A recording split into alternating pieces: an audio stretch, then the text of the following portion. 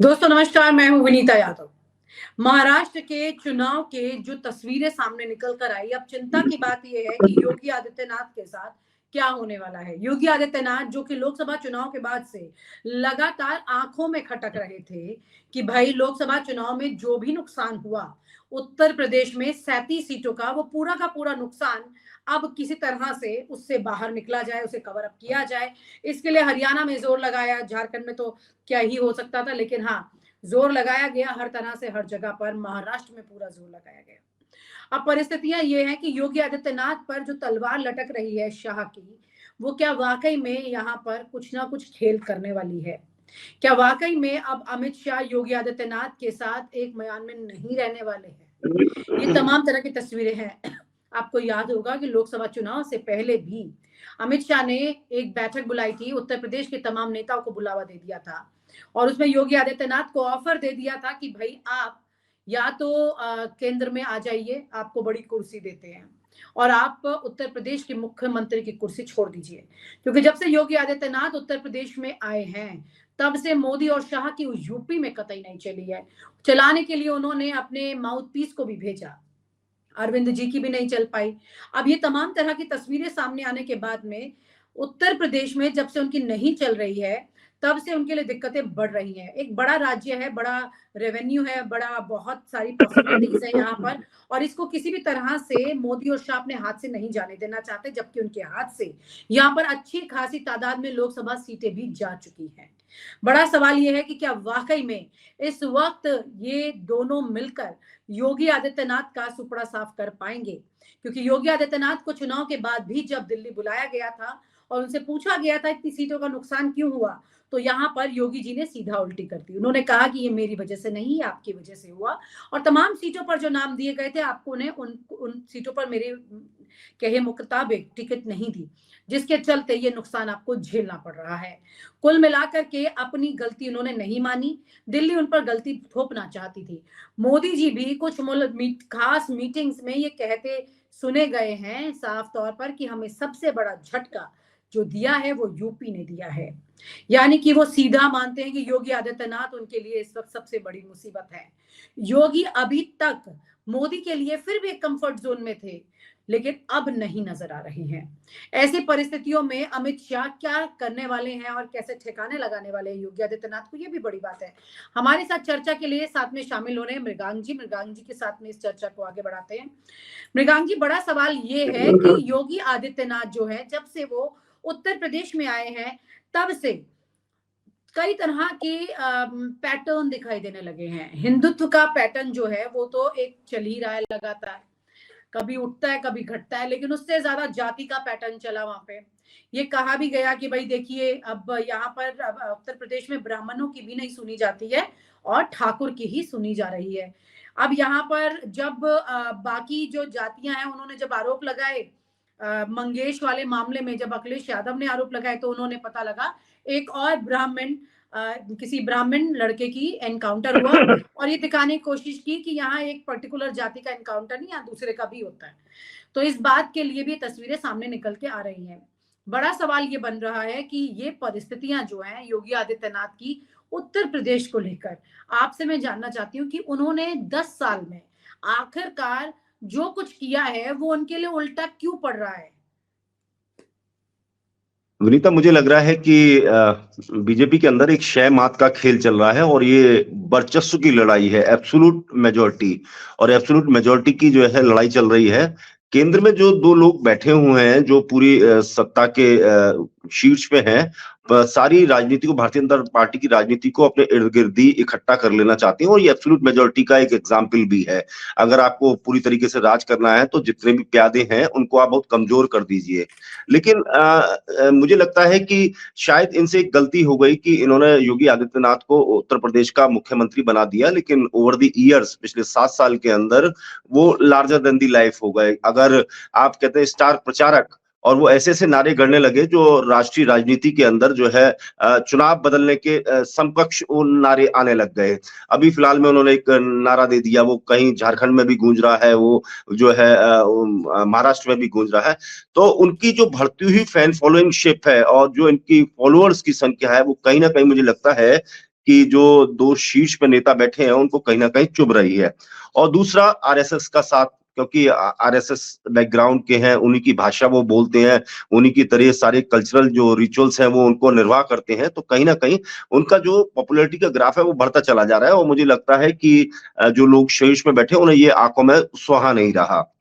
ये जो पूरी जो घटनाक्रम दिखाई दे रहा है, जैसे अखिलेश यादव ने अभी कुछ दिन पहले ही, शायद 2-3 दिन पहले ही किसी रैली में बोला भी लेकिन कि मैं एक बार थोड़ा सा यहाँ पे टोक रही हूँ मृगांक जी, बड़ा सवाल ये है कि ये तमाम नेता हिंदुत्व के हैं, कुर्सी की लड़ाई इनके बीच में चल रही है, तो हिंदुत्व का एजेंडा इनके लिए कहाँ पे खड़ा होता है फिर? क्योंकि महाराष्ट्र के चुनाव के अगर भाषणों को सुने और उनकी तस्वीरों की बात करें तो अमित शाह के कुछ भाषण वायरल भी हुए, क्योंकि वो सिलेंडर की बात जो है तमाम अल्पसंख्यक वर्ग के लिए भी कर रहे हैं, और उत्तर प्रदेश में भी अल्पसंख्यक वर्ग की अच्छी खासी तादाद है। यहाँ पर उत्तर प्रदेश में क्या बीजेपी का फंडा क्या वो ये चाह रही है कि ये दोनों को बैलेंस करके चले धर्म के लेवल पर? क्योंकि अभी पहले ही जाति ने इनकी हालत खराब कर दी है, क्योंकि पीडीए का जो फॉर्मूला निकाला अखिलेश यादव ने वो ज्यादा भारी पड़ गया इनके ऊपर। बिल्कुल, देखिए बिल्कुल सही बात है। मुझे लगता है कि ओवर द ईयर्स जो अखिलेश यादव जो है बहुत मैच्योर्ड हुए राजनीति में, और उन्होंने एक ऐसा सोशल इंजीनियरिंग का फॉर्मूला अपना लिया जो एक समय जो है मायावती ने अपनाया था, पीडीए का। और इस पीडीए के की काट करने के लिए मुझे लगता है कि ये शायद नारा दिया, कटेंगे तो बटेंगे। कहीं ना कहीं उन्हें लगता है कि जो हिंदू वोट है वो जो है डिवाइडेड होता है, और अखिलेश यादव उसको अपने साथ लेने की बात कर रहे हैं। जैसे अभी अखिलेश यादव ने कुछ दिन पहले कहा भी था, रैली के अंदर भी कहा था, हिंदुत्व के मुद्दे पे मैं भी आता हूं भी। अखिलेश यादव ने भी कुछ दिन पहले कहा भी था कि योगी आदित्यनाथ के लिए कि उनकी कुर्सी जो है संकट में है, और कई लोग चाहते हैं कि जो है वो कुर्सी से हट जाए। तो लोकसभा से चुनाव से वो उसकी कवायद शुरू भी हो गई थी, और साफ तौर पर दिखाई दे रहा था कि योगी की सक्रियता उत्तर प्रदेश चुनाव में नहीं दिखाई दी। मोदी जहां जहां गए वहां वहां जो है भारतीय जनता पार्टी चुनाव हारी। और कोशिश ये की जैसे अक्सर होता है, अगर आप टेलीविजन चैनल्स देखें, जिस दिन काउंटिंग हो रही होती है उस दिन अगर आप देखें, अगर आप भारतीय जनता पार्टी जीत रही है तो मोदी का चेहरा फ्लैश होता है, और अगर वो हार रही होती है तो कहीं ना कहीं जो जेपी नड्डा है उनका चेहरा जो है आगे आ जाता है, तो कहीं ना कहीं उनको जो है साइड में कर दिया जाता है। तो यही साफ तौर पर दिखाई दिया। कोशिश ये की गई कि सारा ठीकरा जो है योगी आदित्यनाथ के ऊपर फोड़ दिया जाए, लेकिन योगी आदित्यनाथ जो है इससे बच निकले। अब स्थिति यह है कि जो उपचुनाव उत्तर प्रदेश के अंदर हो रहे हैं, ये एक बड़ा, मुझे लगता है कि एक बड़ा रिजल्ट देने वाला। और महाराष्ट्र का चुनाव, क्योंकि उसके बाद तो शायद फरवरी में या मार्च में चुनाव होंगे उसके अंदर, बिहार के अंदर और दिल्ली के अंदर, अभी टाइम है उसके अंदर। तो मुझे लगता है कि कुछ एक बड़ी घटनाक्रम जो है महाराष्ट्र के चुनावों के बाद होना, और संकेत भी अखिलेश यादव ने दिए। कहीं ना कहीं उनके पास से इंफॉर्मेशन निश्चित रूप से आई होगी, या मैं ये कहूं कि अखिलेश यादव वही काम कर रहे हैं, एक नैरेटिव, एक माइंडसेट गढ़ने की कोशिश कर रहे हैं हिंदुत्व के। मुझे लगता है कि वो बीजेपी को अपनी कोर्ट में लाना चाहते हैं, अपनी गेंद से उन्हें गेम खिलाना चाहते हैं, एक नैरेटिव सेट करना चाहते हैं। क्योंकि लोकसभा से पहले कह दिया गया, जैसे अरविंद केजरीवाल आए थे, लखनऊ आए और आके कह गए कि अगर 400 के पार अगर भारतीय जनता पार्टी आती है तो योगी का जाना तय है, और उन्होंने साफ बताया। उसके बाद कहीं ना कहीं जो राजपूत आंदोलन था उत्तर प्रदेश के अंदर वो खड़ा हो गया। अखिलेश यादव उसी तर्ज पे शायद एक माइंड गेम खेलने की कोशिश कर रहे हैं, और एक माइंड नैरेटिव सेट करने की कोशिश कर रहे हैं कि महाराष्ट्र का चुनाव में कोई भी रिजल्ट हो, बीजेपी हारे या जीते, आप तय कर लीजिए, उसके बाद योगी जी का जाना तय है। तो निश्चित रूप से वो अभी से ही जो थोड़ा बहुत भी वोट अगर समाजवादी पार्टी की तरफ से छटक रहा है तो वो उसे भी अपने पाले में लाने की कोशिश कर रहे हैं, कि वो राजपूत वोट जो उन्हें लोकसभा चुनाव में मिला था, सब जातीय सर्व जातीय का वोट मिला था। क्योंकि अगर आप देखें 2019 का चुनाव देखें तो एक सीट पे किसी पे मार्जिन 5 लाख था बीजेपी का, किसी पे 4 लाख का मार्जिन था। वही सीटें भारतीय जनता पार्टी कभी 50,000 से हारी है, 1 लाख से हारी है, मतलब उतनी कवरेज उन्होंने की है। तो ये तभी संभव है जब सब जातियों का वोट मिला हो पीडीए के अलावा। तो निश्चित रूप से उन्होंने एक शिगुफा छोड़ा है, और वो शिगुफा ऐसे ही नहीं छोड़ा होगा। वो एक कद्दावर नेता है, उनके पास पूरी इंफॉर्मेशन रही होगी, उनके पास सारी इंफॉर्मेशन आई होगी। निश्चित रूप से उन्होंने ये बात कही है, तो कहीं ना कहीं इस बात का मतलब है कि ये जो महाराष्ट्र के चुनाव है इसके बाद कुछ ना कुछ उत्तर प्रदेश के लिए तय किया जाना है, शायद उसको इस बात की भनक है। जहां तक रही हिंदुत्व के सवाल की, हिंदुत्व का एक चेहरा मोदी जी अपने आप को हिंदुत्व का चेहरा नहीं प्रेजेंट करते। आरएसएस और भारतीय जनता पार्टी पूरा एक हिंदुत्व का चेहरा पूरे देश में अगर किसी को माना जाता है तो वो जो है योगी जी को माना जाता है। और भारतीय जनता पार्टी कोशिश भी करती है और आरएसएस भी कोशिश करती है उसी तरीके से उन्हें प्रोजेक्ट किया जाए। आप उनके भाषण सुन लीजिए, उनकी पॉलिसीज को लेके कभी कोई बातचीत नहीं होती है, वो सिर्फ हिंदुत्व के एजेंडे पे बात करते हैं। इसीलिए वो इस तरह के नारे देते हैं कि बटेंगे तो कटेंगे। तो इसलिए इस तरह के उनके नारे आते हैं। और पूर्व में भी देखा होगा जो नारे आए हैं उनके, वो अल्पसंख्यक और हिंदू जो बहुसंख्यक लोग हैं उनके बीच में एक लाइन डिवाइड करने की कोशिश की जाती है। शायद मुझे लगता है कि जो बात आरएसएस खुद हार्ड लाइन नहीं कहना चाहती, वो योगी जी के मार्फत कहना चाहती है। अगर योगी जी को लेके कुछ इस तरह की बातें हो रही है तो मुझे लगता है कि कहीं ना कहीं एक आरएसएस के अंदर और भारतीय जनता पार्टी के अंदर कोई ना कोई एक टकराव की स्थिति निश्चित रूप से जो है महाराष्ट्र के चुनाव की जो है पैदा होने वाली है, जिसकी शायद जानकारी या जो सूत्र है उनके हिसाब से अखिलेश यादव को लगी हो, तभी शायद उन्होंने ये एक इतना बड़ा नैरेटिव दिया है। अगर मैं फिर कह रहा हूं कि अगर मान लीजिए 9 जो चुनाव हो रहे हैं उत्तर प्रदेश, 9 सीटों पे चुनाव हो रहे हैं, अगर इसमें कुछ होता है तो मुझे लगता है कि 2 चीज पर सबसे बड़ा फर्क पड़ेगा। कहीं ना कहीं वो कुर्सी जो अभी जिसमें कवायद लग रही है कि केवल संशय जाहिर किया जा रहा है कि योगी जी जा सकते हैं, तो निश्चित रूप से हो सकता है उनकी विदाई का जो है समय आ जाए चुनावों के बाद, उत्तर प्रदेश के चुनावों के बाद। और दूसरा मुझे लगता है कि जो हिंदुत्व का एजेंडा है, हो सकता है अगर 9 सीटें हार गए तो हिंदुत्व का एजेंडा कहीं ना कहीं बीजेपी फिर छोड़ दे, ठंडे बस्ते में डाल दे। ये एक बड़ा मुझे लगता है एक बड़ा एक जो है अचीवमेंट होगा अगर अखिलेश यादव ऐसा कर देते हैं तो, क्योंकि हिंदुत्व के नाम पे केवल योगी जी उनके पास एक ऐसा चेहरा है जिनको हर जगह प्रोजेक्ट किया, भारतीय जनता पार्टी प्रोजेक्ट करती हुई आ रही है। उनका जो हिंदुत्व वाला जो नारे हैं वो मुझे लगता है कि महाराष्ट्र में तो नहीं चल रहा है, क्योंकि एक सिरे से अजीत पवार ने भी उसको नकार दिया, एक सिरे से जो है शिंदे ने भी उस चीज को नकार दिया।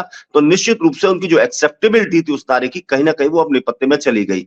ऐसा ही कमोवेश जो है झारखंड में इस तरह की चीज दिखाई दी, और झारखंड में इसलिए दिखाई दी वहां 2 हार्ड लाइनर्स पहुंचे।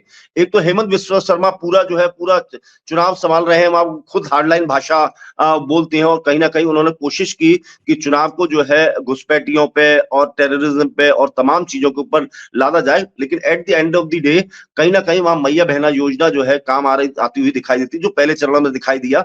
शायद आपको अंदाजा ना होगा, पहले चरण के अंदर लगभग 4% वोट महिलाओं ने ज्यादा डाला है वहां पे। तो साफ संकेत है कि चुनाव किस तरफ जाता हुआ दिखाई दे रहा है, मतलब हिंदुत्व का एजेंडा वहां पे भी चलता हुआ नजर नहीं आ रहा। तो अगर 9 सीट पे अगर कुछ इफ्स एंड बट्स होता है भारतीय जनता पार्टी के लिए, तो मुझे लगता है कि जो अखिलेश यादव ने बात कही है वो एक बड़ी बात राजनीति के अंदर हो जाएगी, और जो है उसके कई मायने जो है भारतीय जनता पार्टी दिल्ली में लगा सकती है फिर। जी, मतलब कुल मिलाकर के यहाँ पे बहुत सारी उथल पुथल है, लेकिन इस सब के बीच में योगी आदित्यनाथ के पास सबसे बड़ी चुनौती ये है कि वो कैसे अब उत्तर प्रदेश की कुर्सी पर टिके रहेंगे। ये बहुत बड़ी चिंता की बात है, क्योंकि इस बार चुनाव सिर्फ ऐसा नहीं लगा कि बीजेपी ने कांग्रेस से या विपक्ष से लड़ा है, बल्कि ऐसा लग रहा था कि खुद बीजेपी अंदर अपने द्वंद्व से लड़ रही है। क्योंकि यहाँ पर योगी आदित्यनाथ अपनी अलग लीग पर चलते दिखाई दिए, उनके साथ आरएसएस दिखी, और दूसरी तरफ मोदी और शाह और उनके साथ जो नेता हैं वो एक अलग ही सुर लाते दिखाई दिए। तो कुल मिलाकर के यहाँ जो परिस्थितियां हैं, अब वो आपस में बहुत ज्यादा स्टिफ हो चुकी हैं। स्टिफनेस इतनी ज्यादा बढ़ गई है कि इसके जो जितने भी असर हैं जल्दी दिखाई देंगे, लंबा खींच नहीं पाएंगे। लेकिन तारीफ की बात यह कि बीजेपी के बीच में इतने रिफ्ट्स आने के बाद भी अभी तक उन्होंने चीजों को बहुत ज्यादा खुला सामने नहीं लाया। हालांकि केशव प्रसाद मौर्य ये काम कर जाते हैं बीच बीच में किसी तरह से थोड़ा बहुत करके, ना तो उनसे अपनी खुशी छिपती है, ना तो उनसे वो चुनौतियां छिपती हैं। जो भी रिएक्शन होता है खुल के सामने लाते हैं, और ये योगी आदित्यनाथ पर अक्सर भारी पड़ने लग जाता है, क्योंकि उनके अंदर की बात बाहर निकल आती है। बहुत बहुत शुक्रिया Mrigank ji, thank you so much. Thank you. और आप हमसे जुड़े रहने के लिए सब्सक्राइब करें YouTube पर, फॉलो करें Twitter पर और लाइक करें Facebook पर। और ज्यादा जानकारी के लिए आपको टाइप करना होगा सिर्फ न्यूज़ नशा।